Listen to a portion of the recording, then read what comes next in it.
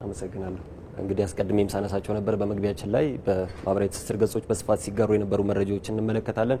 ከሀገር ውስጥ በትናንትናው ዕለት በስፋት ሲጋራ የነበረው መረጃ በአዲስ አበባ ከተማ ኮልፌ ቀራኒዮ ክፍለ ከተማ ሰላም በር አንደኛ ደረጃ በተባለ ትምህርት ቤት አንዲት ተማሪት ላይ እንግዲህ መምህሯ የወሰደችው ተገቢ ያልሆነ ቅጣት ብዙዎች ሲጋሩት የነበረ ጉዳይ ነው። እንግዲህ ተማሪዎች ወደ ትምህርት ቤት ሲሄዱ በተለይም በቅድመ ደረጃ ላይ በሚገኙበት ጊዜ ጥፋቶችም ካሉ ማስተማር ያለባቸው መንገድ አለ አስተማሪዎች። ይሄ ግን እንደው ከቅጣቱም እጅግ እንደው ለማየትም የሚከብድ አይነት ነበረ።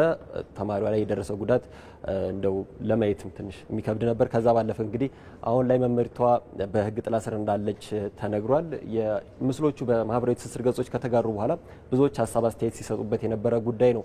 በዚህ ልክ ተማሪ ላይ እርምጃ መውሰድ አስፈላጊ ነው ወይ? ከዛም ባለፈ ደግሞ ተማሪስ በዚህ መንገድ ነው ወይ ትምህርት ሊወስድ የሚችለው? የቤት ስራ አልሰራችም የሚል ነው ምክንያቱ። ተማሪዋ ላይ ያንን እርምጃ ለመውሰድ መምህርቷ እንደ ምክንያት ያቀረበችው እንግዲህ በዝርዝር መረጃዎች ወጥተዋል። ነገር ግን እንደው አስፈላጊ አይደለም የሚለው ነው እንዳጠቃላይ ልንስማማበት የምንችለው ጉዳይ። ከዚህ ጋር በተያያዘ የአዲስ አበባ ትምህርት ቢሮም በትናንትናው ዕለት መግለጫ ሰጥቷል። በመግለጫው ይሄ እንግዲህ ተማሪዎችን ሊቀርጽ የማይችል ትውልድን እንደዚሁ ደግሞ ልናስተምርበት የማንችልበት መንገድ እንደሆነ በስፋት ተነስቶ ነበር። መምህርቷ አሁን ላይ በሕግ ጥላ ስር ትገኛለች። ተማሪዋም እንደዚሁ የሕክምና ክትትል ተደርጎላታል። በዛሬው ዕለትም ወደ ትምህርት ገበታዋ እንደምትመለስ በትናንትናው ዕለት በመግለጫው ላይ ተጠቅሷል። ይሄ ግን ብዙዎችን ሊያስተምር የሚችል እንደዚሁ ደግሞ ወላጆችም አስተማሪዎችም ልጆች መቅጣት የሚባለው ነገር ምን አይነት መንገድን በተከተለ መሆን አለበት የሚለውን በስፋት ልናይበት የምንችል ይመስለኛል። ይሄኛው ደግሞ አስከፊነቱ መቅጣቱ የሆነበት መንገድ ልጆች እንዲይዟት ተደርጎ ምናምን ማለት በጣም እንትን ነው። መምህርነት የተከበረ ሙያ ነው፣ ምንም ጥያቄ የለውም። ብዙዎችን የሚያፈራ ሙያ ነው። ነገር ግን ደግሞ እንደ ያለ የመምህርነትን ስም የሚያጎድፍ ስራ ደግሞ ሁሉም አውግዞት ትምህርት የሚያስፈልገው ነገር ይመስለኛል እና ያው ቶሎ ደግሞ እርምጃ መወሰዱ ቢያንስ የልጅቷን ስለልቦና በሂደት ማከም እንዲያስችል ያደርጋል ወላጆች። በዛ ላይ የልጅቷ የሁለተኛ ክፍል ተማሪ ናት። እድሜዋን መገመት አያቅትም። በጣም ትንሽ ልጅ ናትና በቁጣ እንኳን መመለስ ትችላለች ብዬ አስባለሁ። ምክንያቱም ልጆች አሁን ከወላጆችም በላይ እኮ አስተማሪዎቻቸውን ይፈራሉ አይደል? ያከብራሉ። በተለያየ አጋጣሚ ቤት ስራ ላይ ይሰራ ይችላል። በተለያዩ ምክንያቶች ቤት ውስጥ ባሉ ብዙ ነገሮች ላይ ይሰራ ይችላል እና ያንን ከግምት ውስጥ ማስገባት አለ። እንዳለችው መቅደላዊት በአንዳንድ እንደዚህ አይነት አስተማሪ ሁሉንም መውቀስ አይቻልም፣ ግን ለሌሎች አስተማሪ ነው ያስባለሁ። በትክክል ልጆች እንደዚህ የምንመልስባቸው በርካታ መንገዶች ይኖራሉ። ይሄን ጥፋታቸውን እንዳይደግሙ ማድረግ ይቻላል። የተለያዩ የአስተማሪ ሆኖ የመቅጫ መንገዶች ሊኖሩ ይችላሉና ደግሞ እንደዚህ እድሜያቸው ትንንሽ የሆኑ ልጆችን በዚህ መንገድ ምናልባት እንዲህ አይነት ነገሮች ተከትለውን ወደ ላይም ሊያድጉ ይችላሉ። እዚህ ላይ የተፈጠረ ነገር የልጅቷን ስነ ልቦና ለረጅም ጊዜ ሊጎዳው ይችላልና ጥሩ የሆነው ነገር ሁሉም አውግዞታል። ሁሉም አሁን ላይ በማህበራዊ ትስስር ገጾችን በስፋት ሁሉም በአንድ ድምጽ ያወገዘው መደገም የሌለበት እንደሆነ የተናገረበት ከዛም ባለፈ ደግሞ የአዲስ አበባ ትምህርት ቢሮም በእለቱ ምላሽ የሰጠበት ሕግም እንደዚሁ እርምጃ የወሰደበት በሕግ ጥላ ስር ትገኛለች። በቀጣይ እንግዲህ ምን አይነት እርምጃ ይወሰዳል የሚለውን እንመለከታለን። ነገር ግን እንግዲህ በትናንትናው ዕለት በሰፊው መነጋገሪያ የነበረና ብዙዎች ሀሳባቸውን ያነሱበት እንግዲህ ለወደፊትም ለሌሎች በትክክል መማማሪያ ሊሆን የሚችል ሀሳብ የተነሳበት ነው ለማለት እንችላለን። ብዙዎች የተጋሩት አንዱ ጉዳይ ከሀገር ውስጥ ነው። ወደ ባህር ማዶ እንሻገር። ነገር ግን ያው ከሀገር ውስጥ ጉዳይ አንወጣም። ማክዳ ሁሴን ትባላለች። ማክዳ ሁሴን አርሺ ትባላለች። ይቺ ግለሰብ ትናንትና አንድ ሽልማትን አግኝታለች። በአሜሪካ ሀገር ትልቅ የሚባል አዋርድ ነው፣ ኦተርስ አዋርድ ይባላል። በዛ ላይ ፔንክራፍት አዋርድ የሚባል ደግሞ በውስጡ የሚይዘው አለ። እንግዲህ እሷ ከዚህ በፊት የምናውቃት በምንድን ነው? በዚህ በኦቲዝም ላይ የተለያዩ ግንዛቤ ማስጨበጫዎችን ትሰጣለች። በሀገር ውስጥም እንደዚሁ በርከት ያሉ መረጃዎችን ከሚያጋሩ ሰዎች መካከል ነች። መጽሐፍትም ሳይቀር አሳትማለች። ለልጆች በሚገባ መልኩ በተለይ ኦቲዝምን ለማብራራት ትንሽ ይከብዳል አይደለም? ለልጆች በሚገባ መልኩ ከዚህ በፊት መጽሐፍትን ጽፋለች። በእንግሊዘኛም እንደዚሁ ደግሞ ወደ አማርኛ ታገል ሰይፉም መልሶት በርካታ ሰዎች ጋር ይደርስ የቻለ መጽሐፍ አላት። አሁን ደግሞ ኤወርልድ ኒድስ ዩኒክሊ ሃፒ ዩ የሚል በእንግሊዘኛ የጻፈችው መጽሐፍ በአሜሪካ ሀገር በስፋት ተወዳጅነትን አግኝቷል። ከዚሁ ከኦቲዝም ጋር የተያያዘ ነው ይህምና እንግዲህ ይህንን ደግሞ የአሜሪካ እንደዚሁ በአሜሪካ የሚዘጋጀው አሁን ለ8ኛ ጊዜ ነው የተዘጋጀው ኦተርስ አኑዋል አዋርድ ይባላል። በዛ ውስጥ ፔንክራፍት አዋርድን ማክዳ ሁሴን ማሸነፍ ትችላለች። በትናንትናው ዕለትም እንደዚሁ ሽልማቷን ተቀብላለች ማለት ነው። ከዚህ ከኦቲዝም ጋር በተያያዘ አሁንም ብዙ እውቀቱ የለም። በተለይ እንደ ኢትዮጵያ ባሉ ሀገራት ላይ ግንዛቤ ማስጨበጡ ላይ ብዙ ሊሰራበት ይገባልና ከዚህ ጋር በተያያዘ ማክዳ የምትሰራቸው ስራዎች ትልቅ ናቸው። ይህ ደግሞ እውቅና ማግኘቱም ይበል የሚያሰኝ ነው ማለት ነው። እሷም በማህበራዊ ትስስር ገጽ ደስተኛ መሆኗን በኢንስታግራም ፔጇ ላይ አጋርታ ተመልክቼዋለሁ። ነገር ግን ከዛም ባለፈ ትልልቅ ዓለም አቀፍ ሚዲያዎችም ጭምር ይህንን ጉዳይ ሲዘግቡት እንደነበር ለመመልከት ችያለሁ። ሌላኛው ጉዳያችን ይህ ነው። ወደ አሜሪካና ዩክሬን ጉዳይ እንሻገር። እንግዲህ አሜሪካና ዩክሬን ጉዳይ በተለይም ፕሬዚዳንት ዶናልድ ትራምፕ ወደ ዋይት ሀውስ ከተመለሱ በኋላ ብዙ አነጋጋሪ ጉዳዮችን ይዞ መጥቷል። አሜሪካ በዚህ በተራዘመ ጦርነት ውስጥ የምትገኘው ዩክሬንን በጦር መሳሪያ እንደዚሁም ደግሞ በተለያዩ የገንዘብ ድጋፎች ስታግዝ እንደነበር ይታወሳል። ፕሬዚዳንት ጆ ባይደን በነበሩ ጊዜ ይህ ታዲያ ፕሬዚዳንት ዶናልድ ትራምፕ ዘመን ሊቀጥል አልቻለም። ይልቁንም እንደውም ለዚህ መክፈል አለብሽ የሚል ሀሳብን እያነሱ ነው የሚገኙት ፕሬዚዳንቱ። ይህን ተከትሎ በተለይ ከዚህ ከማዕድን ጋር በተያያዘ ፕሬዚዳንት ዶናልድ ትራምፕ ወደ ዋይት ሀውስ ጠርተው ፕሬዚዳንት ዜሌንስኪን እንደዚሁ እንግዲህ ስምምነት ላይ ለመድረስ ጥረት ሲያደርጉ እንደነበር እናስታውሳለን እና ያ የመጀመሪያው ስምምነት በታሰበው መልኩ እንዳልተጠናቀቀ ይታወሳል። በተለይ ፕሬዚዳንት ዜሌንስኪ የሚገባኝ ክብር አልተሰጠኝም ወይም ደግሞ እሳቸው እንዳሉት ሀራስ ተደርግ ያለው ይሄ በጣም በብዙ ነገር ሲወቀሱ ነበር። እዛ ተቀምጠው የነበረው በፕሬዚዳንት ዶናልድ ትራምፕና በከፍተኛ የአሜሪካ የስራ ኃላፊዎች ብዙ ነገር ሲባሉ እንደነበር ይታወሳል። ሚዲያው ጭምር ተገቢውን ክብር አልሰጠኝም ሲሉ ነበር እሳቸውና ካለባበሳቸው ጀምሮ ያልተነሳባቸው ጉዳይ አልነበረም። የተራዘመ ጦርነት ውስጥ እንዲገቡ ያደረገው አንድም የእርሶ ውሳኔ ነው የሚል ከፍተኛ ጫና ሲደርስባቸው ነበር። ያን ስብሰባ አቋርጠው ወደ ሀገራቸው እንደተመለሱ እናስታውሳለን። ከዛም በኋላ ግን ምናልባት ከዚህ የአሜሪካ ካቀረበችላቸው አማራጭ ውጪ ብዙም የመሄጃ መንገድ ያገኙ አይመስሉም። ነገር ግን አሜሪካም አሁን ላይ የተሻሻሉ ስምምነት ውስጥ የተሻሻሉ ጉዳዮችን አስገብታለች። እንደ ቀድሞ በዩክሬን ላይ ብዙ ጫና የሚያስከትል አይደለም ተብሏል። ነገር ግን አሁንም የዩክሬን የተለያዩ ማዕድናት ላይ እንደ ግራፋይት፣ ሊቲየም የመሳሰሉ ትልልቅ ሰፊ ማዕድናት አሏት ዩክሬን እና በነዛ ላይ እንግዲህ አሁን ላይ የ50-50% ተጠቃሚነት እንዲኖራቸው አሜሪካ ገብታ እያለማች 50 በመቶ እንዲካፈሉ የሚያደርግ ስምምነት በትናንትናው ዕለት በአሜሪካ የግምጃ ቤት ኃላፊና በዩክሬን ምክትል ጠቅላይ ሚኒስቴር አማካኝነት ተፈርሟል። ይህም እንግዲህ በቀጣይ ዩክሬን ምናልባት አሁን ላይ በጦርነቱ ከፍተኛ ውድመትን የደረሰባትና በአሜሪካ በምታለመው ልማት ያው አሜሪካ ከዚህ በፊት እስከ $300 ቢሊዮን የሚጠጋ ነው ወደ ዩክሬን በጦርነቱ ምክንያት በድጋፍ ያደረገችው። ያንን የምታካከስበት እንደዚሁ ደግሞ ዩክሬን ምናልባትም በጦርነቱ ከደረሰባት ጉዳት ልታገግምበት የምትችልበት ስምምነት ነው ተብሏል።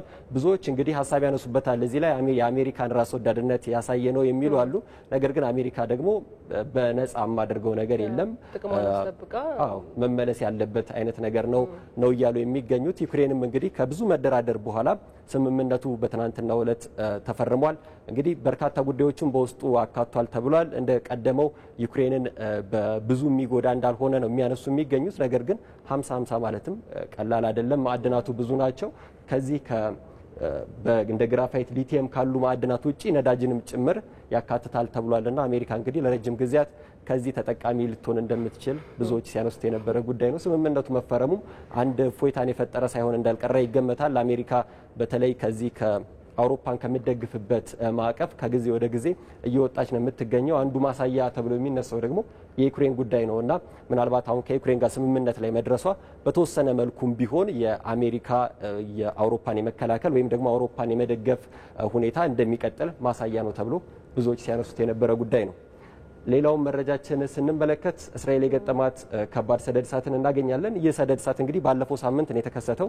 ቀለል ያለ የሰደድ እሳት ነበር በጊዜው ሲገመት የነበረው። ነገር ግን ከጊዜ ወደ ጊዜ ከቁጥጥር ውጪ እየሆነ አሁን ላይ እንግዲህ የዓለም አቀፍ እርዳታን ጭምር እንድትጠይቅ እያደረጋት ይገኛል እስራኤልን። ጣሊያን እንግዲህ ወደ 3 የሚጠጉ የአውሮፕላን እሳቱን ለማጥፋት የሚረዱ አውሮፕላኖችን በትናንትናው ዕለት ወደ እስራኤል ልካለች። እስራኤል አሁን ላይ በተለይ በቴልአቪቭ እና በኢየሩሳሌም አካባቢዎች ላይ ከፍተኛ የሰደድ እሳት መዛመት እንዳለ ነው እየገለጸች የሚገኘው። ወደ 60 ማይል በሰዓት እየተዛመተ ነው የሚገኘው እሳቱ። ይህ እንግዲህ ምን ያክል ፍጥነት ላይ እንዳለ ለማሳየት ያስችላል። ከዚህ በፊት እንግዲህ የአሜሪካን የካሊፎርኒያውን እሳት እናስታውሳለን። ለቁጥጥር በማይቻል መልኩ ነበር ሲዛመት የነበረው። እንደ አሜሪካ ያለ ሀያል ሀገር በብዙ መንገድ ራሷን ያደራጀች ሀገር እንኳን በፍጥነት ልትቆጣጠሩ ያልቻለችና እንግዲህ ለሳምንታት የዘለቀ የሰደድ እሳት እንደነበር ይታወሳል። እስራኤልም ይህንን ሰደድ እሳት በቀላሉ ልትቆጣጠሩ አልቻለችም። መንገዶች ተዘጋግተዋል። ወደ ቴልአቪቭ እና ወደ ኢየሩሳሌም የሚወስዱ መንገዶች በተለይ ዝግ ተደርገዋል ተብሏል። አሁንም በራስ አቅም ቁጥጥር ለማድረግ እየተሞከረ ነው። ነገር ግን እስካሁን በቁጥጥር ስር ሊውል አልቻለም። እሳቱ ሙሉ ለሙሉ ለማጥፋትም ከባድ ሆኗል ተብሏል። ይህን ተከትሎም እንግዲህ በትናንትናው ዕለት ነው ለዓለም አቀፉ ማህበረሰብ ጥሪ የተደረገው። እስካሁን ጣሊያን ምላሽ ሰጥታለች። ሌሎችም ሀገራት ምላሽ ሰጥተው እንግዲህ ሰደድ እሳቱ በቁጥጥር ስር ሊውል እንደሚችል ሚዲያዎች ሲዘግቡ ነበረ። ነገር ግን እስራኤል በዚህ ሰደድ እሳት ክፉኛ መፈተኗ ነው ሲነሳ የነበረው። ከአየር ንብረት ጋር ተያይዞ በተደጋጋሚ የሚነሳው ነገር ነው። አሁን ደግሞ እንግዲህ እስራኤል እየተፈተነችበት ያለ ነገር ነው። ዓለም የበለጠ ለአየር ንብረት ጥበቃ፣ ለአካባቢ ጥበቃ የበለጠ ትኩረት ሰጥቶ መስራት እንዳለበት አመላካች ነገሮች ከቅርብ ጊዜያት ወዲህ እየተበራከቱ ነው። በትክክል ባለፈው ዓመትና በዘንድሮ ዓመት ዓለም በተለይም የሙቀት መጠንን መለካት ከጀመረች ጊዜ በኋላ ታይቶ የማይታወቁ የሙቀት መጠኖች ናቸው እየተመዘገቡ የሚገኙት። በየጊዜው ሪከርዱ እየተሰበረ ነው የሚገኘውና ይህም እንግዲህ በዋናነት ለዚህ ለሰደድ እሳት መነሻነት የሚጠቀሰው ከፍተኛ ሙቀትና ንፋስ ሲኖር ነው በተመሳሳይ ጊዜና እንግዲህ በብዙ ጊዜ ይባላል አይደለ? በተለያዩ ጊዜያት የዓለም ሀገራትም ሲሰበሰቡ ለአየር ንብረት ለውጥ ትኩረት እንዲሰጥ ሀገራት የየራሳቸውን ኢኒሼቲቮች እንዲያደርጉ፣ ለምሳሌ ኢትዮጵያ ላይ የግሪን ሌጋሲ የአረንጓዴ አሻራ ላለፉት ዓመታት በስፋት ሲተገበር ነበር። ሌሎችም ሀገራት እንደዚሁ የየራሳቸውን እርምጃ ይወስዳሉ። እንደዚሁም ደግሞ አውሮፓውያን ወይም ደግሞ በኢንዱስትሪው ያደጉት ሀገራት ለዚህ ለአየር ንብረት ለውጥ መዛባት ትልቁን ድርሻ የሚወጡት እነሱ ናቸው። እንደ አፍሪካ ያሉ ደግሞ እምብዛም ለዛ አስተዋጽኦ የሌላቸው ግን የተጽዕኖ ደግሞ ገፈት ቀማሽ የሆኑ የዓለም ሀገራት አሉ። በርካታ የተፈጥሮ አደጋዎችን እንሰማለን። የዓለም ሙቀት መጨመር ግን በስፋት የሚታይበት የዚህ የሰደድ እሳት መነሻ ሆኖ ነው የምንመለከተው። እንደ አውስትራሊያ ያሉ በየዓመቱ ስማቸውን የምንሰሙ ሀገራት አሉ። አሜሪካ ላይ የሀዋይ ደሴትን እናስታውሳለን። ሙሉ ለሙሉ ወድሞ እስክንመለከተው ድረስ ከፍተኛ የእሳት አደጋ ተከስቶም እንደዚሁ እንደነበር እናስታውሳለን። በተደጋጋሚ እየተመለከት ነው እንግዲህ ዓለማችን ሁኔታዎች ግን የሚያሳዩት ከስብሰባ ባለፈ ስራም ተግባር ያስፈልጋል የሚለውን ነው። በተግባር አሁን ለምሳሌ የዚህ የደን ስፋት መጨመር የዝናብ መጠን ይጨምራል። እንደዚሁ ደግሞ የተረጋጋ የአየር ንብረት እንዲኖርም እንደሚያደርግ ይጠበቃልና የተፈጥሮ ጥበቃ ስራ በተለያዩ ዓለም ሀገራት በደንብ መሰራት እንዳለበት ማሳያ ነው። አንድ ጉዳይን በመጨረሻ እንመልከት። አንድ ሰው ምን ያክል ጊዜ እንግዲህ ከስራ ሊቀር ይችላል? በአመት እንኳን ብናስበው ማህበራዊ ጉዳይ አለ፣ ሰው ሊታመም ይችላል፣ ሌሎችም ጉዳዮች አሉ። ሌላው ቢቀር ግን አመት እረፍት አለው አይደል? አንድ ሰው በስራ ላይ እያለ ነገር ግን ይህ በምስሉ ላይ የምንመለከተው ኬቪን ፎርድ የተሰኘ አሜሪካዊ ለ27 ዓመታት ከሚሰራበት የምግብ ቤት ወይም ደግሞ አሜሪካ ላይ በስፋት ይታወቃል፣ በርከር ኪንግ ይባላል። ከዛ እንግዲህ ለ27 ዓመታት ቀርቶ አያውቅም ተብሏልና በእርግጠኝነት ግን አላገባም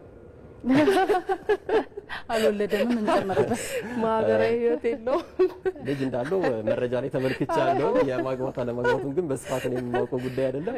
ግን የሚያስገርም ነው አይደለ? 27 ዓመታት አንድም ቀን ከስራ ለመቅረት ብዙ ያስባለ ነው። ዩኤስኤ ቱዴይ ነው የዘገበው። እንግዲህ በ2022 ላይ ወደ ኋላ መለስ ብለን ስንመለከት ያኔ ነው እንግዲህ ለ27 ዓመታት ያክል በተከታታይ ስራ ገብቶ በዛ ጊዜ የተቋሙ ሰራተኞችና አመራሮች የተወሰነ እውቅና ሰጥተውት ነበር። ከዛ በኋላ ግን እንግዲህ የሚሰራበት ቦታ ያን ያክል ከፍተኛ ተከፋይ የሆነ ሰው አይደለም።